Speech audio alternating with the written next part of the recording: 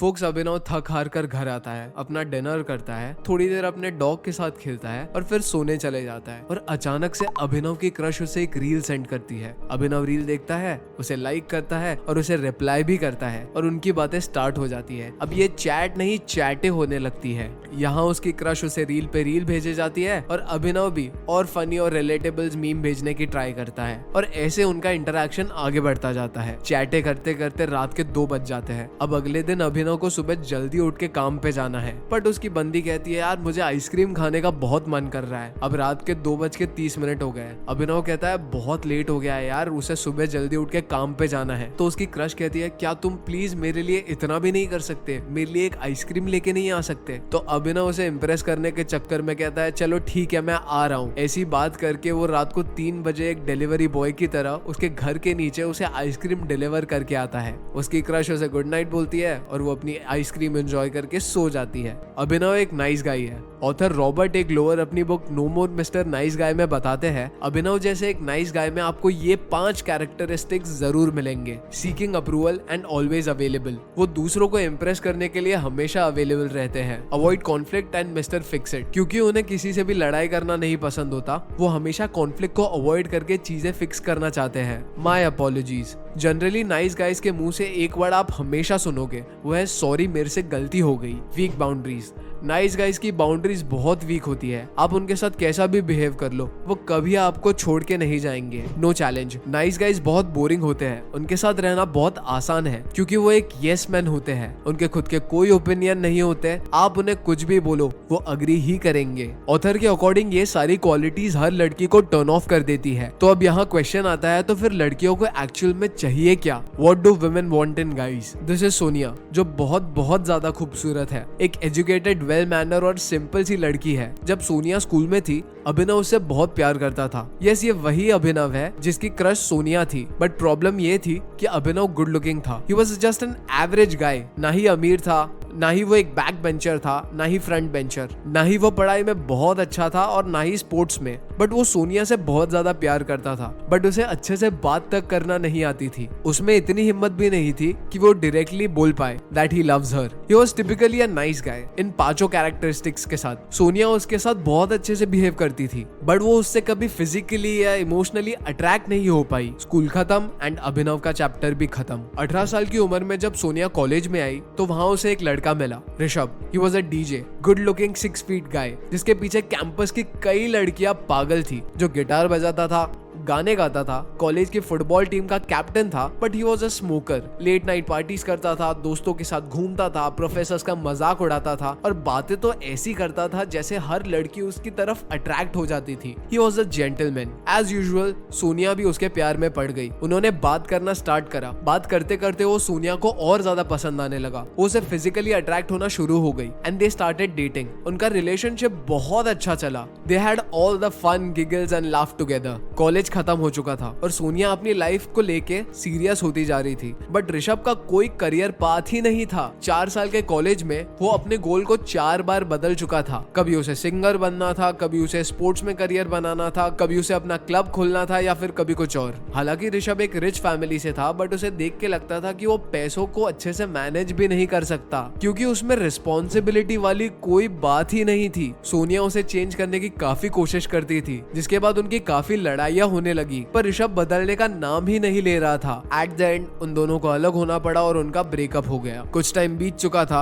अब सोनिया 25 साल की हो चुकी थी। उसे शादी करके सेटल होना था। उसके घर से भी काफी प्रेशर बढ़ता जा रहा था। अपने 25th बर्थडे की रात पे कमरे में अकेले अपने लाइफ में परेशान ऋषभ को याद करते हुए वो बहुत रो रही थी। अचानक से उसके फोन में एक नोटिफिकेशन आता है। वो अपने व्हाट्सएप को ओपन करती है। उसे एक अननोन नंबर से मैसेज आया होता है सेइंग हैप्पी बर्थडे। वो पूछती है कौन? उसे लगता है ऋषभ वापस आ गया। वहां से रिप्लाई आता है हे आई एम अभिनव, हम स्कूल में साथ में थे, रिमेम्बर? वो कहती है हाँ मुझे याद है, और वो बात करना स्टार्ट कर देते हैं। स्कूल खत्म हुए 7 साल हो चुके थे, बट शॉकिंगली अभिनव अपनी लाइफ में अब बहुत अच्छा कर रहा था। अब वो कहीं से एवरेज नहीं दिखता था। उसकी एक अच्छी फिजिक थी, एक स्टाइल था, एक गवर्नमेंट जॉब थी। साइड ही साइड में वो अपना एक छोटा सा बिजनेस भी रन कर रहा था, जहाँ से वो काफी पैसे कमा रहा था। अपने लिए एक बड़ी गाड़ी और घर ले चुका था और कई जगह ट्रैवल भी कर चुका था। उसके पास बताने को कई सारी स्टोरीज थी। जिसके बाद वो और सोनिया मिलते हैं। सोनिया से मिलने के बाद सोनिया धीरे धीरे अभिनव से अट्रैक्ट होने लगती है। वो उसे ऋषभ के बारे में सारी बातें बताती है, बट अभिनव जो कि उसे अभी भी बहुत ज्यादा प्यार करता था, उसे बिल्कुल जज नहीं करता और चुपचाप उसकी सारी बातें सुनता है। बट जब रात में सोने का टाइम आता है, सोनिया उसे कहती है उसे आइसक्रीम खाने का मन हो रहा है। इस बार अभिनव आधी रात को उसे खुश करने के लिए घर नहीं जाता, बल्कि अगले दिन वो फ्री होता है तो ही उसे आइसक्रीम डेट पे लेके जाता है। अभिनव उसे डायरेक्टली कन्फेस करता है कि वो पहले भी उससे प्यार करता था, पर ऑकवर्डनेस के चक्कर में कभी बोल नहीं पाया और वो उसे बहुत अच्छी लगती थी। ये सुनकर सोनिया उसे इमीडिएटली एक्सेप्ट कर लेती है। वो दोनों एक दूसरे के गले लग जाते हैं, किस करते हैं और कुछ टाइम बाद उन दोनों की शादी हो जाती है। सोनिया के साथ जो हुआ वो ज्यादातर लड़कियों की सिमिलर कहानी है और इसके पीछे एक बहुत ही इंटरेस्टिंग साइकोलॉजिकल कॉन्सेप्ट है, जिसे हम हाइपरगैमी कहते हैं। Hypergamy is a women's inclination to marry the best man she can find. Basically हर वुमेन के अंदर एक नेचुरल डिजायर ऐसी है कि उसका जो भी मैन हो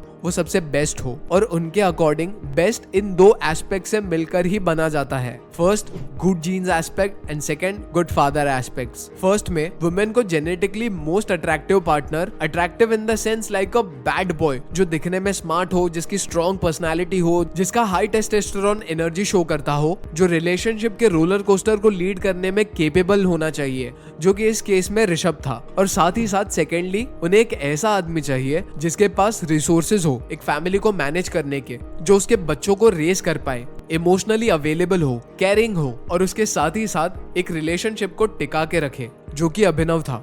स्कूल वाला नाइस गाय नहीं, बल्कि नो मोर मिस्टर नाइस गाय वाला अभिनव। बट एक आदमी में दोनों कैरेक्टरिस्टिक्स होना बहुत ही ज्यादा रेयर है, but in this case of Abhinav ये दोनों कैरेक्टरिस्टिक्स डेवलप करे जा सकते हैं। Conclusion, how to change. I don't know आप कितने यंग हो, कितने रिच हो या कितने गुड लुकिंग हो, बट अगर आपको 100% डिजायरेबल रियल मैन बनना है जिसके सामने सारे मर्द फीके पड़ जाए, तो आपको इस 33% के रूल को फॉलो करना है। अपनी लाइफ के 33% को 3 हिस्सों में डिवाइड कर दो। 33% physical attractiveness, 33% mental stability and 33% status. सबसे पहला अपने ऊपर काम करो और सिर्फ अच्छा दिखने की कोशिश मत करो, लाइफस्टाइल चेंज करो, जिम जाओ, बॉडी बनाओ, अच्छा खाना खाओ, अपनी स्किन ठीक करो, अपने स्टाइल को आइडेंटिफाई करो, अच्छे कपड़े पहनो, अच्छा स्मेल करो और इससे आप 33% ज्यादा डिजायरेबल बन जाओगे, जिससे लड़कियां आपसे अट्रैक्ट होना शुरू हो जाएगी। जब ये हो जाए, आप अपने आप को मिरर में देख के कॉन्फिडेंट फील करने लगोगे। अब अपने माइंड को अट्रैक्टिव बनाओ, लोगों से बात करना सीखो, अच्छे मैनर्स डेवलप करो, बुक्स रीड करो, अपनी नॉलेज को बढ़ाओ, कोई नई हॉबी डेवलप करो, जाके नए एक्सपीरियंसेस लो, ताकि आपके पास बात करने के लिए कुछ नया हो, कुछ इंटरेस्टिंग हो। बेसिकली अपनी लाइफ को इंटरेस्टिंग बनाओ,